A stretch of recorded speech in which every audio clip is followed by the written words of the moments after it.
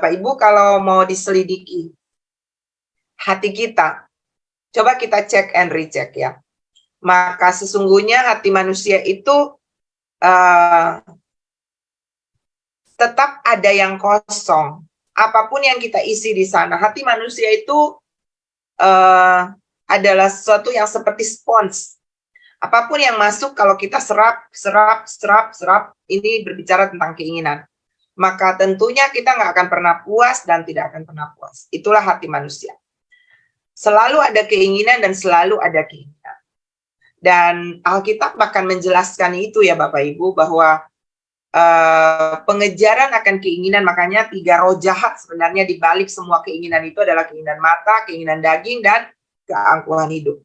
Itu sebenarnya di balik semua ini ada roh jahat.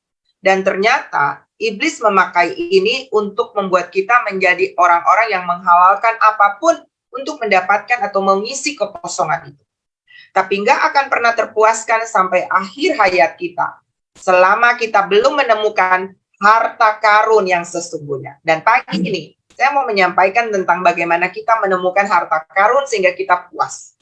Karena punya segalanya tidak akan memuaskan tanpa kita menemukan harta karun ini. Ya. Dan kita baca itu di dalam Pengkhotbah 6 ayat 1 sampai 3 yang akan menjelaskan bahwa kekayaan apapun itu tidak akan pernah memuaskan kita.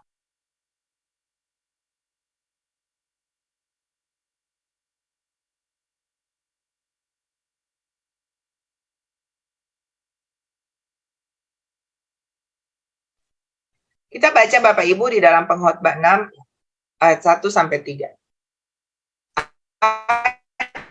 Ada suatu kemalangan yang telah kulihat di bawah matahari yang sangat menekan manusia. Orang yang dikaruniai Allah kekayaan, harta benda, dan kemuliaan, sehingga ia tak kekurangan sesuatu pun yang diingininya. Ya, ini orang kaya secara material ya Bapak Ibu. Padahal itu pun karunia Tuhan. Sehingga ia tak kekurangan sesuatu pun yang diingininya. Tetapi, saudara lihat, orang itu tidak dikaruniai kuasa oleh Allah untuk menikmatinya, melainkan orang lain yang menikmatinya. Inilah kesia-siaan dan penderitaan yang pahit. Jika orang memperoleh 100 anak dan hidup lama sampai mencapai umur panjang, ya ini berbicara juga tentang panjang umur, punya anak cucu, tetapi ia tidak puas dengan kesenangan, bahkan tidak mendapat penguburan. Kataku, anak gugur lebih baik daripada orang itu. Wow, anak gugur itu kan belum pernah menikmati apa-apa Bapak Ibu. Ternyata lebih baik daripada orang yang kaya, tapi nggak punya karunia menikmati. Hari ini kita tahu bahwa akhirnya kita tahu bahwa kita boleh kaya, tapi kalau nggak diberi karunia menikmati, itu percuma. Bahkan dibilang seperti anak gugur, artinya belum pernah orang yang bahkan tidak pernah menikmati kehidupan. Alkitab mencatat itu, contohnya ada di dalam Alkitab juga ya.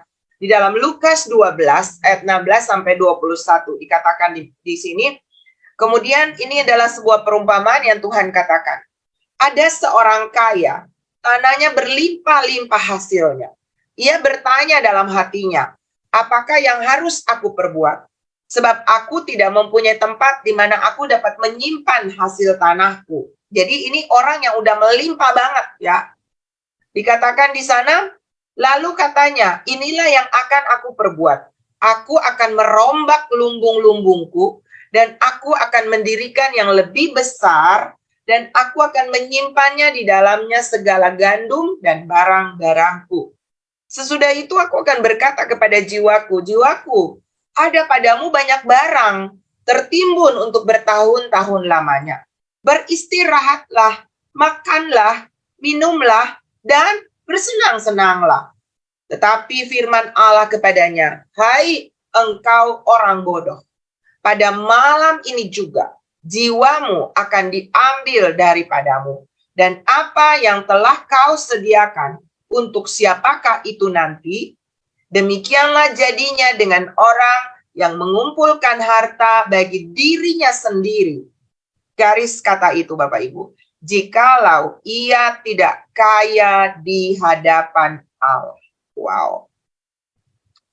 Saudara, Di sini dari perikop ini aja, dari atas yang saya baca, dari pengkhotbah, kemudian dari firman Tuhan yang barusan saya baca, Bapak Ibu, kita temukan bahwa ternyata kaya material tidak menjamin kaya di hadapan Allah. Padahal kita tahu hidup ini cuma sementara, tapi kenapa ya? Kita sering terdistraction untuk mengejar hal-hal yang cuma sementara itu. Padahal satu waktu nanti itu nggak akan kita bawa, bahkan dikatakan sia-sia. Bahkan punya harta yang berlimpah, mau di-expand lagi, expand, mungkin kaya raya. Pernahkah Bapak Ibu temukan orang-orang yang punya harta, tapi nggak bahagia? Hidupnya nggak damai, ya, keluarganya nggak akur, ya. Mereka selalu ada dalam tekanan, intimidasi, bahkan pakai satpam. Tapi Alkitab berkata, percuma penjaga berjaga-jaga kalau Tuhan tidak menjaga. So, apa yang kita akan belajar pagi hari ini? Apa yang harus kita kejar sebagai harta karun sesungguhnya yang harus manusia miliki dalam hidup ini? Dan inilah yang akan saya mau bagikan kepada Bapak Ibu. Bold yang tadi dikatakan bahwa percuma kalau kita tidak kaya di hadapan Allah. Berarti harta karun atau kekayaan sejati yang harus saudara dan saya miliki adalah harta karun yang kita dapat dari Allah. Sesungguhnya semua yang ada pada kita itu datangnya juga dari Tuhan. Tapi ketika kita mengejar itu melebihi apa yang Tuhan mau kita kejar, ya. Jadi apa yang kita mau kejar itu belum tentu yang Tuhan mau kita kejar. Yang Tuhan mau kita kejar, itulah yang akan saya bagikan kepada Bapak Ibu di pagi hari ini. Dan itulah kekayaan sesungguhnya, harta karun sesungguhnya yang harus kita kejar, ya. Kita baca Bapak Ibu di dalam 1 Timotius 6 ayatnya yang ke-17 sampai ayatnya yang ke-19.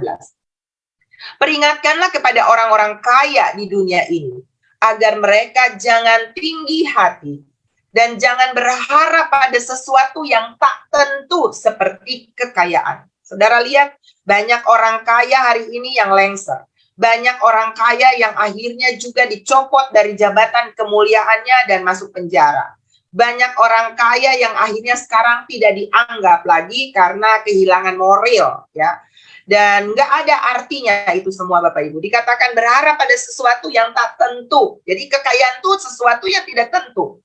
Bahkan Alkitab berkata kekayaan seberapapun itu satu waktu nanti itu nggak akan bisa sogok Tuhan untuk membuat saudara dibawa ke surga. Itu juga nggak akan bisa memberi kesehatan kalau saudara sakit.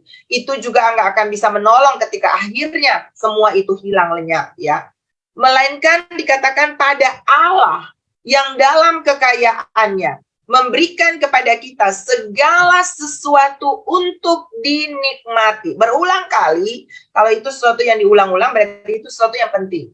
Artinya bahwa Tuhanlah yang akan memberikan kepada kita kenikmatan dalam semuanya. Alkitab berkata lebih baik sekerat roti daripada segudang harta disertai dengan perbantahan, ya kan? Jadi hal pertama yang kita lihat di sini yang harus kita kejar di hadapan Tuhan dikatakan adalah peringatkanlah kepada orang kaya supaya apa?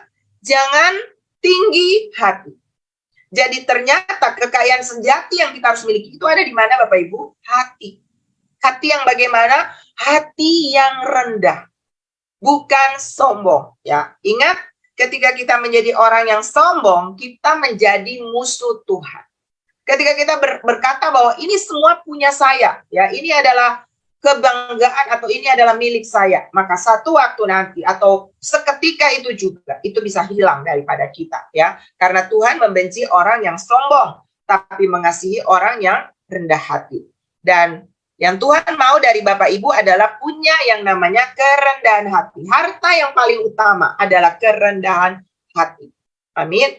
Selalu merasa bahwa itu bukan punya saya bukan yang terbaik, tapi ada Tuhan yang akan memberikan yang terbaik dalam kehidupan saya. Kemudian kita lihat tadi, jangan berharap pada sesuatu yang tak tentu seperti kekayaan, melainkan pada Allah yang dalam kekayaannya memberikan kepada kita segala sesuatu yang untuk dinikmati. Yang kedua, apa yang kita harus warisi Bapak Ibu? Yang pertama kerendahan hati, yang kedua adalah mengandalkan Tuhan.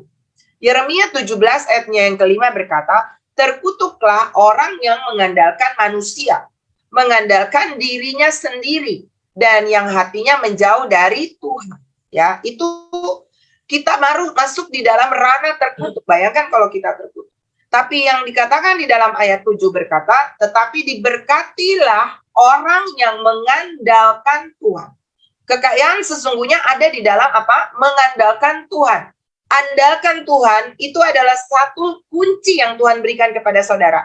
Dalam hal apapun kita berpikir ada Tuhan, ada Tuhan. Tadi malam saya dikirimi satu berita dari kakak saya bahwa ada voice note, ada orang mendengar bahwa ada Tuhan berkata bahwa akan ada bencana besar yang terjadi di Jakarta, ya, dan harus waspada di bulan Maret ini katanya. Lalu saya bilang sama suami saya, kita nih mau ke Jakarta, ya, ngomong gitu ya, sharing. Lalu suami saya bilang begini, ada Tuhan, ya, aku masih punya Tuhan, punya pengharapan. Aku tetap percaya Tuhanku, Yesus kekuatanku, Yesus kekuatanku. Aku masih punya Tuhan. Ketika dokter bilang penyakitmu ini udah nggak bisa disembuhkan. Ketika kondisi keuanganmu udah bangkrut, dan orang bilang nggak mungkin bisa dipulihkan. Nyanyikan lagu ini, katakan perkataan iman ini, maka saudara akan melihat, aku masih punya Tuhan. Itu bukti Anda mengandalkan Tuhan. Amin. Apapun yang terjadi dalam hidup kita, tetap fokus, kita masih punya Tuhan. Pahit-pahitnya atau akhir-akhirnya kalau sampai pun kita pulang ke rumah Bapa, toh kita pulang ke rumah Bapa. Ingat khotbah saya tentang going home. Amin. Jadi ketika orang mengakhiri usia atau hidup di muka bumi, ingat kita bukan mati seperti yang orang lain takutkan, tapi kita going home. Yes. Artinya kita pulang ke rumah Bapa, ya. Jadi itu hal yang perlu kita taruh dalam hati kita sehingga kita nggak perlu khawatir dengan apapun kondisi kita. Andalkan Tuhan, Bapak Ibu, ya.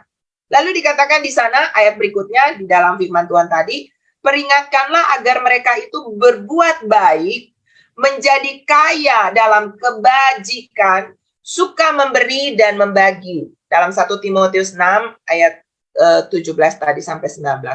Suka memberi dan membagi, dan dengan demikian mengumpulkan suatu harta sebagai dasar yang baik bagi dirinya di waktu yang akan datang untuk mencapai hidup yang sebenarnya. Wow, pertanyaannya begini, berarti harta yang kita miliki, hidup yang sekarang kita miliki, itu bukan harta dan hidup yang sebenarnya. Yes. Kenapa? Karena semua yang ada di kita sekarang ini akan kita tinggali, Bapak Ibu. Kita nggak akan bawa kan? Ketika kita pulang atau kita going home ke rumah Bapak, kita kan nggak akan bawa deposit di bank, rumah sebesar apapun, tanah sebesar apapun, kita nggak akan bawa, Bapak Ibu. Kita cuma ada nanti ditaruh di dalam sebuah misalnya keranda atau di sebuah tempat pemakaman, dan itu nggak ada yang kita bisa bawa apa-apa ke sini. Tetapi ketika kita punya yang namanya kebajikan, kita suka memberi, kita suka membagi, maka itu sesungguhnya harta dasar yang baik untuk hidup yang kekal. Wow. Jadi yang saya mau bagikan kepada Bapak Ibu pagi ini adalah harta yang ketiga yang Bapak Ibu perlu warisi dalam hidup adalah kemurahan hati. Amin. Kita berkata berbahagialah orang yang murah hati karena ia sendiri akan diberi kemurahan. Kemurahan hati itu tidak hanya berbicara tentang membagi duit atau apa yang kita bagi bukan hanya uang. Tapi waktu kita, investasi tenaga kita, talenta kita, perhatian kita, kasih kita kepada Tuhan dan sesama. Ingat Alkitab berkata, kasihlah Tuhan Allahmu dengan segenap hatimu dan sesamamu seperti dirimu sendiri. Bukti kita mengasihi Tuhan adalah kita memiliki kemurahan hati yang bisa diabdikan kepada Tuhan, dan Tuhan tidak butuh apa-apa. Tetapi ketika kita melakukan untuk salah seorang yang paling hina ini, kata Alkitab, kita sedang melakukannya untuk Tuhan. Ya, itu kata firman Tuhan. Jadi pada akhirnya ketika kita nanti berdiri di hadapan tahta Tuhan, lalu ketika Tuhan berkata bahwa kita adalah hamba yang baik, karena ternyata alasannya adalah ketika kita memberi kepada seseorang yang paling hina ini, Alkitab bilang kita sedang melakukannya untuk Tuhan. Kapan kita memberi makan Tuhan? Kapan kita menolong Tuhan ketika Tuhan sakit? Kapan ketika kita mengunjungi Tuhan di penjara? Masa Tuhan di penjara? Masa Tuhan ada sakit? Masa Tuhan butuh makanan? Enggak, kan Dia yang menciptakan kita. Tapi ternyata Alkitab mengatakan bahwa apapun yang kita lakukan untuk salah seorang yang paling hina ini, kita sedang melakukannya untuk Tuhan. Jadi hidup ini adalah prinsip melakukan seperti untuk Tuhan. Haleluya. Jadi ketika saudara memberi makan kepada seorang yang kurang, ketika saudara memperhatikan seorang yang butuh perhatian, ketika mungkin saudara mendoakan seseorang, Anda sedang melakukannya untuk Tuhan. Itulah kemurahan hati yang Tuhan mau saudara dan saya jalani dalam kehidupan ini. Itulah harta yang sesungguhnya. Amin. Kemudian kita lihat di dalam Amsal 2 ayat 1 sampai ayatnya yang kelima. Hai anakku, jikalau engkau menerima perkataanku dan menyimpan perintahku di dalam hatimu, sehingga telingamu memperhatikan hikmat dan engkau mencenderungkan hatimu kepada kepandaian. Jikalau engkau berseru kepada pengertian dan menunjukkan suaramu kepada kepandaian. Jikalau engkau mencarinya seperti mencari perak dan mengejarnya seperti mengejar harta terpendam, ya. Jadi ketika kita dengar firman Tuhan pagi ini bahwa Tuhan mau saudara dan saya memiliki kerendahan hati, memiliki kemurahan hati, bagaimana saudara dan saya mengandalkan Tuhan dan kita mengejar itu lebih dan lebih lagi, maka Alkitab berkata, engkau akan memperoleh pengertian tentang takut akan Tuhan dan mendapat pengenalan akan Allah. Ternyata Bapak Ibu, ketika kita mengenal Tuhan, itu juga warisan yang Tuhan mau. Ya, dikatakan di dalam Hosea pasal 6 ayatnya yang ketiga. Ini yang keempat ya Bapak Ibu, mengenal Tuhan. Ya, Tuhan bahkan bilang dalam Hosea 6 ayat 3 begini, marilah kita mengenal dan berusaha sungguh-sungguh mengenal Tuhan. Ia pasti muncul seperti fajar. Ia akan datang kepada kita seperti hujan pada akhir musim yang mengairi bumi. Berkat sesungguhnya adalah ketika kita mengenal Tuhan, dan pengenalan hanya bisa didapat di dalam yang namanya intimacy. Jadi Bapak Ibu, kekristenan sejati akan kita raih, ya, pengenalan akan Tuhan akan kita raih ketika kita punya kualitas time, waktu-waktu berkualitas, ya, quality time setiap waktu dengan Tuhan. Saya bersyukur Bapak Ibu mencari Tuhan di pagi ini, mujizat Tuhan. Bukan karena saudara sedang mau mengejar apa yang ada di tangan Tuhan, bukan. Amin.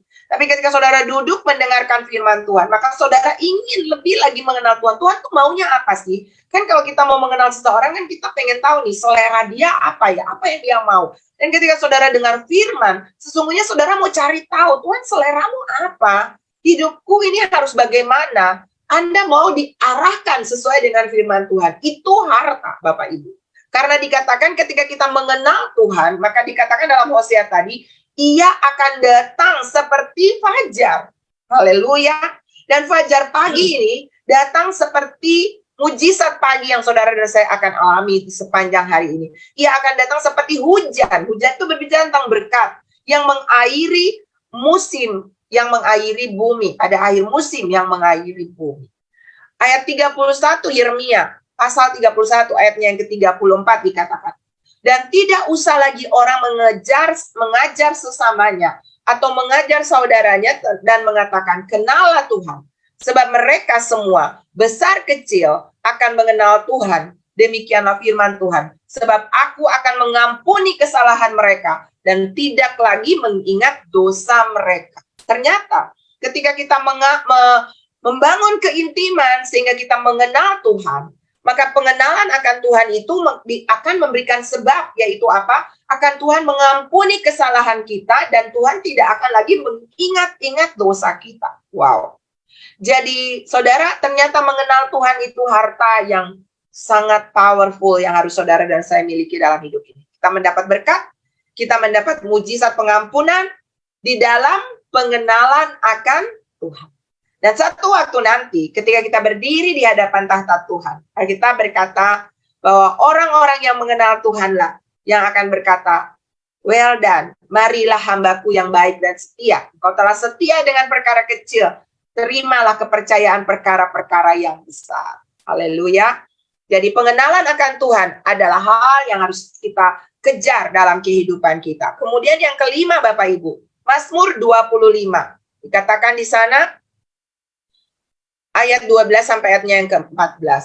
Siapakah orang yang takut akan Tuhan? Ya, kalau kita baca kembali lagi di dalam firman Tuhan tadi, ya, Di dalam saya baca tadi ya, di dalam Amsal 2 ayat 1 sampai 5, harta terpendam itu ya, maka engkau ya dalam kita cek lagi Amsal 2 ayat 5 itu dikatakan, maka engkau akan memperoleh pengertian tentang takut akan Tuhan dan mendapat pengenalan akan Allah.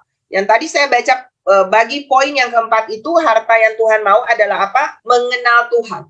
Dan yang kelima adalah takut akan Tuhan. Apakah itu yang kita akan dapat ketika kita takut akan Tuhan? Mazmur 25 ayat 12-14 dikatakan, siapakah orang yang takut akan Tuhan? Kepadanya Tuhan menunjukkan jalan yang harus dipilih. Hari ini banyak orang yang sedang ada di persimpangan jalan. Nggak tahu mau ke kiri atau mau ke kanan, keputusan A atau keputusan B. Apa yang harus saya lakukan? Saudara sedang mengalami itu? Mari hidup takut akan Tuhan. Karena jaminannya adalah Tuhan menunjukkan jalan yang harus dipilih, ya, sehingga saudara nggak bingung, saudara nggak seperti ada di persimpangan, tapi Tuhan akan bilang ke kanan, ke kiri, ini yang kamu harus lakukan, itu yang kamu harus lakukan, itu tuntunan Tuhan. Keren kan Bapak Ibu, dan kita butuh itu hari-hari ini. Kemudian orang itu sendiri akan menetap. Menetap itu artinya nggak pindah-pindah. Hari ini bahagia, besok enggak. Hari ini happy, besok enggak. Hari ini sukacita, besok enggak. Enggak. Dikatakan di sini menetap dalam kebahagiaan. Dan anak cucunya akan mewarisi bumi. Wow. Saudara, ada banyak orang hari-hari ini yang kemarin dia bahagia, dia happy, dia punya kemewahan, dia punya harta. Tapi hari ini dia kehilangan itu semua. Tapi jaminan bagi orang-orang yang takut akan Tuhan adalah dia akan menetap di dalam kebahagiaan. Bukan cuma dia, tapi bagi anak cucunya. Apakah orang bahagia itu nggak punya masalah? Punya. Alkitab menjamin, Alkitab mengatakan 7 kali orang benar jatuh. Berarti orang benar bisa jatuh 7 kali, artinya jatuh gitu ya. Tetapi Alkitab menjamin bahwa tetapi tidak akan tergeletak. Artinya nggak akan jatuh dan tidak ada harapan. Tapi Tuhan akan bangkitkan harapan kita kembali. Kita akan berdiri kokoh kembali karena Tuhan yang menopang kita. Katakan amin. Haleluya. Jadi kita akan tetap di dalam perlindungan yang sempurna. Apapun masalah yang Bapak Ibu sedang hadapi pagi hari ini, hiduplah takut akan Tuhan. Maka jaminan ini menjadi bagian bagi Bapak, Ibu, Saudara, dan saya. Anak cucu akan mewarisi bumi. Lalu ayat berikutnya berkata, Tuhan bergaul karib dengan orang yang takut akan Dia. Dan perjanjiannya diberitahukannya kepada mereka. Wah. Saudara punya bestie, enak kan kalau kita punya sahabat, ada apa-apa bisa curhat, bisa konseling, bisa cerita, bahkan bestie kita bisa berpikir gimana ya aku bisa menolong sahabatku. Bestie-bestie yang saudara dan saya miliki itu terbatas. Kadang mereka kepengen tolong, tapi mereka nggak bisa tolong karena mereka nggak mampu tolong, ya kan? Atau mereka mungkin saja juga bisa menolong, tapi mereka nggak mau menolong karena mereka juga mungkin terbatas. Atau mereka mungkin pelit ya. Nggak ada bestie yang sempurna Bapak Ibu.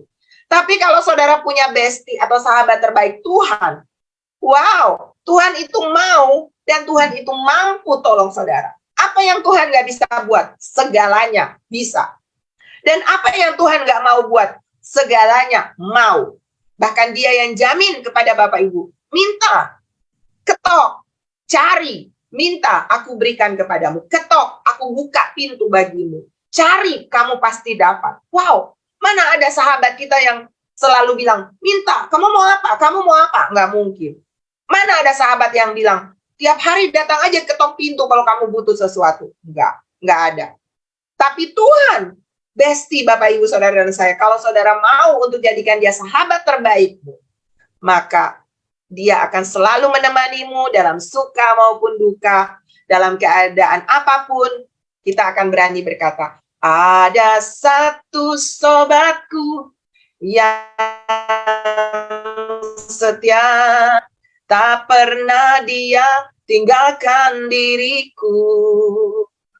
Di waktu aku susah, waktuku sendirian, Dia selalu menemani diriku. Nama Yesus, namanya Yesus, nama Yesus yang menghibur hatiku. Oh, oh, namanya Yesus, namanya Yesus, nama Yesus yang menghibur hatiku. Mari nyanyi sama-sama dengan saya Bapak Ibu. Ada satu sobatku yang setia, tak pernah dia tinggalkan diriku. Di waktu aku susah, waktuku sendirian, dia selalu menemani diriku. Namanya Yesus, namanya Yesus, nama Yesus yang menghibur hatiku. Oh, oh, namanya Yesus, namanya Yesus, nama Yesus yang menghibur hatiku. Nama Yesus yang menghibur hatiku. Amin. Saya percaya bestimu Bapak Ibu, kami terbatas, teman-teman di sekelilingmu juga terbatas, suami terbatas, istri terbatas, anak terbatas, orang tua terbatas, orang siapapun di sekeliling Bapak Ibu terbatas menolong Anda. Akan tinggal satu masa di mana hanya saudara dan Tuhan. So hari ini miliki harta karun yang sesungguhnya, yaitu Yesus. Haleluya. Ketika dia ada di dalam saudara, saudara akan terus, apapun masalahmu, Anda akan tetap berkata, aku masih punya Yesus. Ketika semua udah nggak bisa tolong saudara, aku masih punya Yesus. Dan ketika saudara punya Yesus, saudara punya segalanya. Apa yang tadi saya bagikan, saudara punya kerendahan hati. Yesus berkata, belajar daripadaku, aku rendah hati. Amin. Kalau Yesus ada dalam saudara, saudara pasti rendah hati. Dan saudara akan pasti mengandalkan dia. Kalau dia ada dalammu, aman deh bersama dengan dia. Dan saudara juga akan punya kemurahan hati. Tuhan kita itu Tuhan yang suka penuh dengan kemurahan. Dia lihat orang susah, dia pasti tolong. Dia lihat orang sedih, dia pasti hiburkan. Dan kalau dia ada dalam saudara, saudara juga nggak tahan lihat orang susah. Saudara pasti kepengen, gimana sih aku bisa nolong dia. Dan ketika dia ada dalam saudara-saudara mengenal dia, saudara akan hidup takut akan dia. Maka warisan segalanya, dia tunjukkan jalan, dia akan membuat saudara menetap dalam kebahagiaan. Dan dia akan berikan apa saja yang saudara butuhkan. Dia kasih tahu loh, apa yang saudara butuhkan. Apa yang saudara harus jalani, dia selalu menemani. Tuhan Yesus memberkati Bapak Ibu, tetap semangat. Pagi ini saudara sudah terima harta karun. Dia bestie terbaikmu, ada apa-apa. Nyanyi lagu tadi Bapak Ibu. Namanya Yesus. Kalau saudara sedih, namanya Yesus. Nama Yesus yang menghibur hatiku. Kadang-kadang saudara kalau saya lagi sedih, saya susah, atau saya lagi galau atau apapun, saya nggak ngomong apa-apa tuh, saya cuman gini, Yesus, Yesus, Yesus. Saya happy langsung. Saya suka cita seperti beban itu lepas dari hati saya. Dan saya bergembira kembali. Biarlah Tuhan Yesus menjadi warisan dalam hidup Bapak Ibu. Tuhan memberkati.